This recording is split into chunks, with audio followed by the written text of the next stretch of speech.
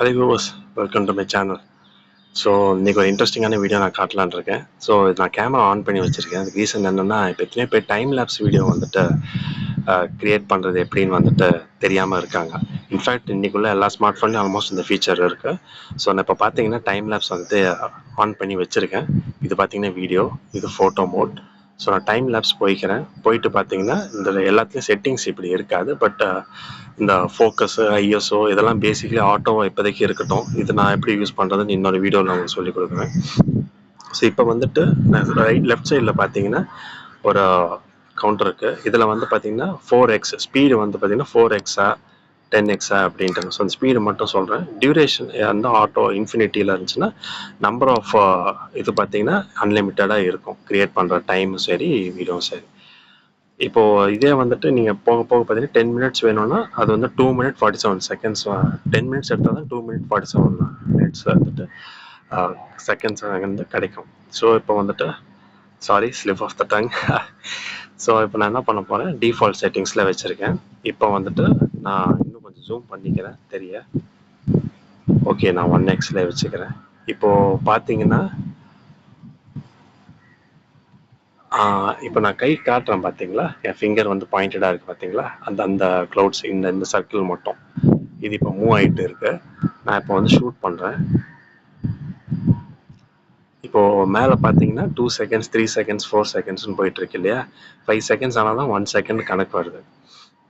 So இப்போ நமக்கு ஒரு நோட்டிசபிள் சேஞ்ச் வரணும்னா அட்லீஸ்ட் ஒரு 4-5 seconds மேலே இருக்கணும்.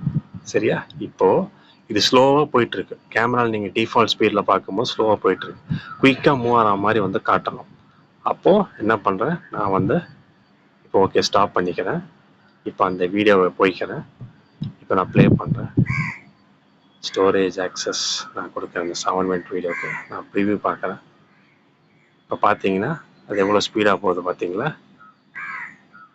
இது லெஃப்டில் கூட பார்த்தீங்கன்னா அந்த செடி வந்து ஸ்பீடாக அசைகிறது உங்களுக்கு தெரியும். 7 second வீடியோ தான். அந்த க்ளவுட் பார்த்தீங்கன்னா ரெகுலர் ஸ்பீடை விட குயிக்காக வந்துட்டு நீங்கள் கண்ணால் பார்க்குறத விட ரொம்ப குயிக்காக மூவ் ஆகிற மாதிரி தெரியும். ஓகே,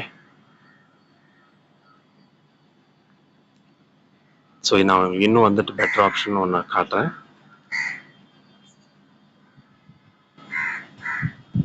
இப்போது இதே வந்துட்டு நான் அந்த செட்டிங்ஸில் போயிட்டு நான் என்ன பண்ணேன்,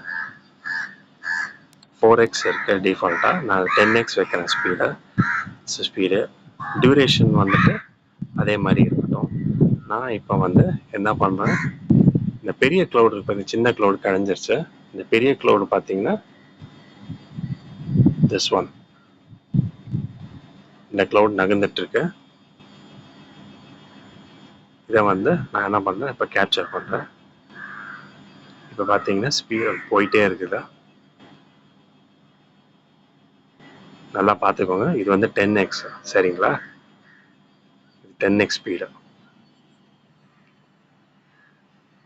இப்போ இது பார்த்தீங்கன்னா உங்களுக்கு சேஞ்ச் வந்துட்டு நல்லாவே தெரியும்.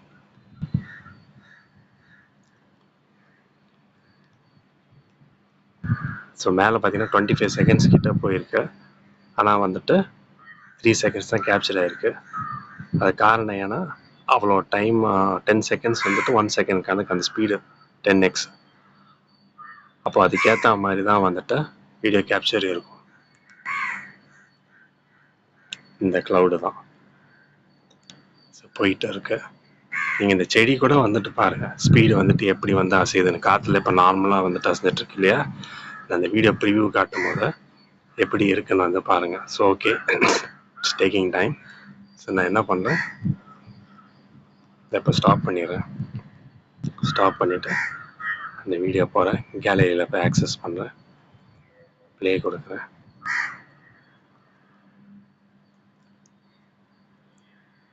ப்ரிவியூ. இந்த செடி பார்த்தீங்களா எப்படி ஷேக் ஆகுதுன்னு. என் விரல் பார்த்தீங்களா வந்துட்டு போனது இடையில.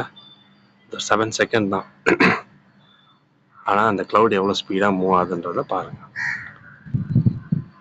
ஸோ இப்படி தான் வந்துட்டு க்ரியேட் பண்ணோம். இப்போ இதே ஸ்ட்ரீட் வியூவில் போய் இந்த ஸ்ட்ரீட் வியூவில் போய்